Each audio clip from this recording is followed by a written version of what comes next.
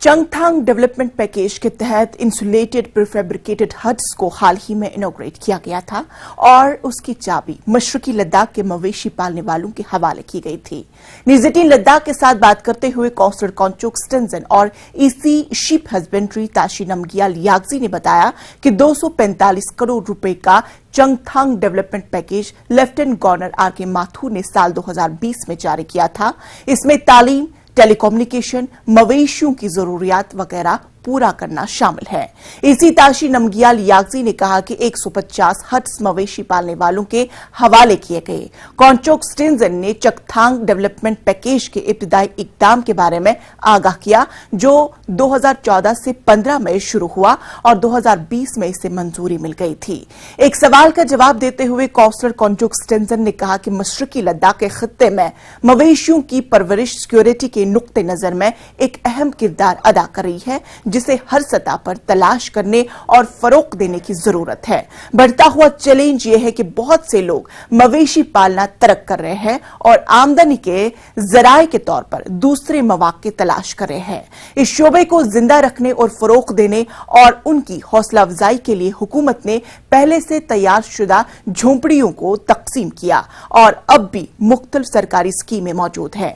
उन्होंने इलाके में खानाबदोश सयाहत को फरोग देने के लिए खानाबदोश म्यूजियम की तामीर का भी जिक्र किया। न्यूज 18 लद्दाख में आप सभी का एक बार फिर से स्वागत है। रिसेंटली ईस्टर्न लद्दाख में लाइफ स्टॉक रियरर्स को एक पैकेज के तहत प्री फैब्रिकेटेड जो हर्ड होता है वो डिस्ट्रीब्यूट किया गया था और इसी विषय में हमारे साथ बात करने के लिए जुड़े हैं वहीं के चुशल कॉन्स्टिट्यूएंसी के काउंसलर कॉन्चोक स्टेंजन जी। तो कॉन्चोक स्टेंजन जी, हमारे साथ जुड़ने के लिए शुक्रिया और आप धन्यवाद समय देने के लिए। तो सर, इसके बारे में थोड़ा बताएंगे कि इस प्री फैब्रिकेटेड हर्ड जो आपने डिस्ट्रीब्यूट किया था अपनी कॉन्स्टिट्यूएंसी जी, जो हाल ही में हमने जो डिस्ट्रीब्यूट किया था वो चंगथांग पैकेज करके एक पैकेज घोषित हुआ था, सैंक्शन हुआ था 2020 में। गवर्नमेंट ऑफ इंडिया, यूटी प्रशासन ने इसको सैंक्शन किया था। मैं शुरू में इसके पैकेज कैसे हुआ उसके बारे में आपको बता दूं तो 2014-15 में जो former foreign secretary Shyam Saran ji visit किया, उस समय वो NSA का चेयरमैन भी थे।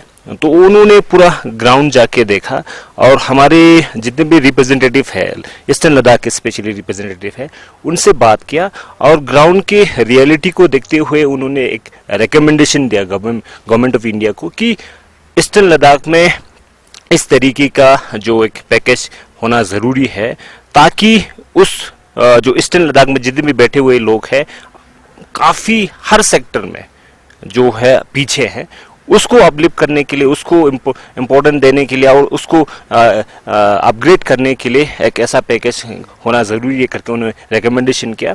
तब से 2015 से जब ये मोदी जी के जो सरकार आए, उस समय से ही हम कंटिन्यूसली इस फाइल को हमने फॉलोअप किया।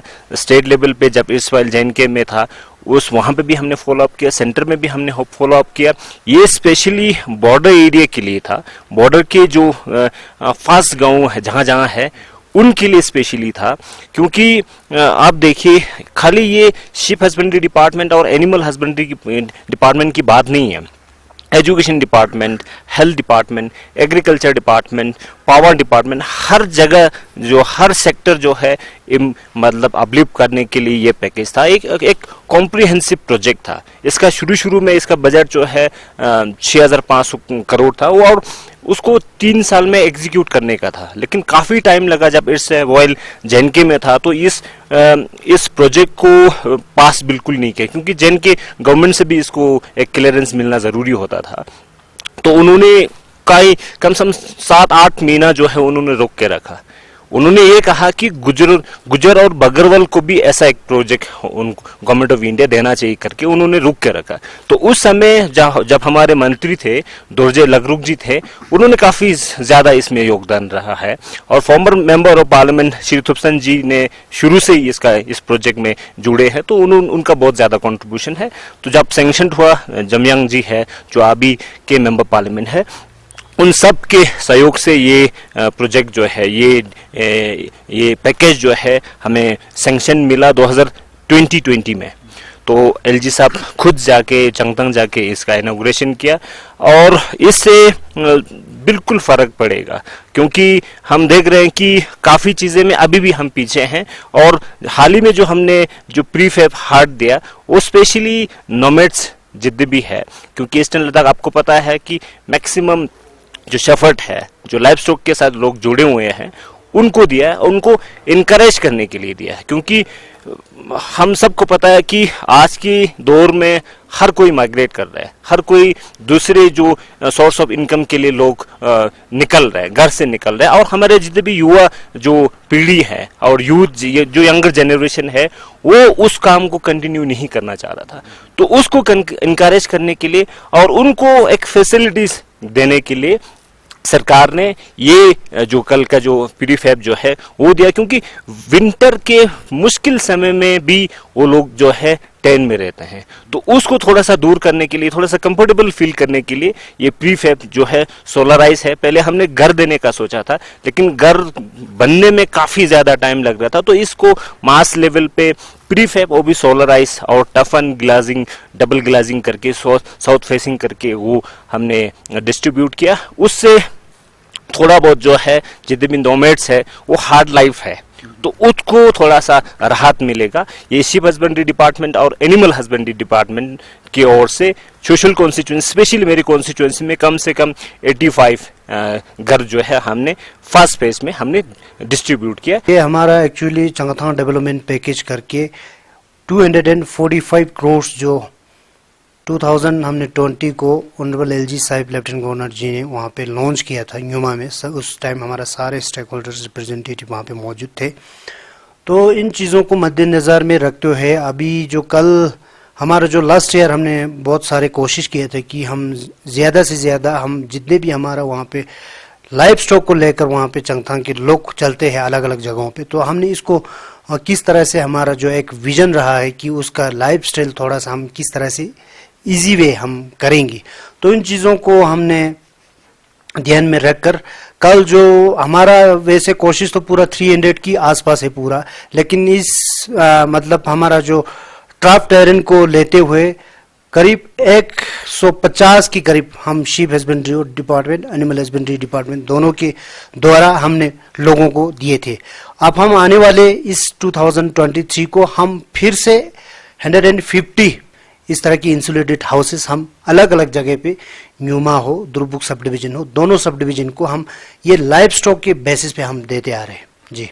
तो सर ईस्टर्न लद्दाख में अभी काफी सारे लाइफ स्टॉक रियरर्स होंगे सर जी, तो उन सबको ये प्रीफैब्रिकेटेड हट मिल जाएंगे जी। सबको मुश्किल तो सबको देना तो हमें थोड़ा मुश्किल होगा, क्योंकि हमने एक लाइफ स्टॉक का जो सेंसस हम हर साल सर्वे करते हैं उस हिसाब से हम जिसके पास सबसे ज्यादा लाइफ स्टॉक जैसे कि याक हो, इसी तरह हमारा शिप गोट्स हो, उस हिसाब से हम देते आ रहे हैं। अब हमने काफी कवरेज किया है, लेकिन ये जो अभी प्रीफैब है ये हाउस जो है बहुत मतलब नोमैड्स के लिए इको फ्रेंडली और वहाँ पे इतना वार्म है तो लोग इतना पसंद कर रहे हैं।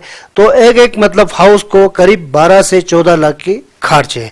तो इन चीज़ों को लेकर हम सबको तो नहीं दे सकते। चंगथांग में ज़्यादा से ज़्यादा हम 90% मान लीजिए हम पूरा वहाँ पे मतलब शीप और गोट इसी तरह या कोई पलते हैं। तो हम कोशिश कर रहे हैं कि हम धीरे धीरे हम सबको कवरेज करेंगे, क्योंकि ये भी बताना चाहूँगा कि हम पहले एक सेंट्रल गवर्नमेंट के थ्रू एक स्कीम आ रहे थे P3 करके, पश्मीना प्रमोशन प्रोग्राम करके, सेंट्रल स्पॉन्सर स्कीम, जो कि हम UTC पहले भी आते थे। तो उस टाइम हमने लोगों को एक हाउस दिया था, मतलब सोलराइज हमने ग्लास रूम बना के मतलब खुद लोगों ने अपना मतलब डिजाइन के हिसाब से लोगों ने बनाया। तो उन लोगों को हमने इस बार प्रीफैब नहीं दिया था, क्योंकि अगर उसको देगा तो फिर डबल भी हो जाएंगे। बाकी जो और लाइफ स्टॉक को जब पालते हैं उन चीज़ों का हमें थोड़ा सा नज़रअंदाज हो रहा है। तो इसको इन चीज़ों को लेकर हमने जितने भी हमारा ऑनरेबल काउंसलर्स हो, BDCs हो, सरपंच हो, उन सबको डिस्कस करके हम डिपार्टमेंट के सारे HODs थे, हम UT एडमिनिस्ट्रेशन के साथ पूरा टेकअप करके हमने ये डिसीजन लिया कि अब जो P3 में सबको मिला है उनको हम नहीं देंगे। बाकी जो जिसको हम नहीं मिला है उनको हम देते आ रहे हैं। ये गवर्नमेंट ऑफ इंडिया का लाइव स्टॉक रेयरर्स को एक इनकरेज करने के लिए एक स्टेप है, ताकि वो अपने रोल को, ताकि वो अपने फील्ड में कंटिन्यू कर सके, वो दूसरी जगह माइग्रेट ना हो। तो साथ ही साथ उन्होंने ये भी कहा है कि इस तरह के दूसरे फील्ड में भी इनिशिएटिव्स और पैकेजेस ज़रूरी है इन लाइव स्टॉक रेयरर्स को, क्योंकि वो अपने लाइवलीहुड के साथ ही साथ जो बॉर्डर एरिया में एक सिक्योरिटी का रोल भी वो प्ले करते हैं।